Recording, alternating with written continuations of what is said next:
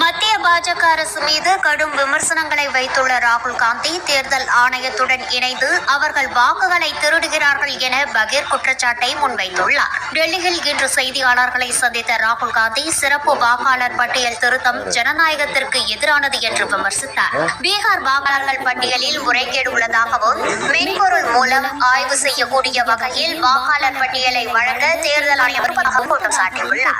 தேர்தல்கள் ஜோடிக்கப்படுவதாகவும் தேர்தல்கள் தொடர்பாக பல்வேறு சந்தேகங்கள் எழுந்துள்ளதாகவும் அவர் கூறியுள்ளார். வாக்காளர் பட்டியல் விவரங்களை பகிர தேர்தல் ஆணையம் மறுப்பதாகவும் தேர்தல் ஆணையத்துடன் இணைந்து பாஜக வாக்குகளை திருடுவதாகவும் பகீர் குற்றச்சாட்டை முன்வைத்துள்ளார். பல தரவுகளுடன் பேசிய ராகுல் காந்தி அவரது தரவுகளின்படி ஒரு நபருக்கு பல மாநிலங்களில் வாக்கு உள்ளதாகவும் கர்நாடகாவின் மகாதேவபுரா பகுதியில் சுமார் 12,000 போலி வாக்குகள் பதிவாகி உள்ளதாகவும் வாக்காளர் பட்டியல் விவரங்களை நாங்கள்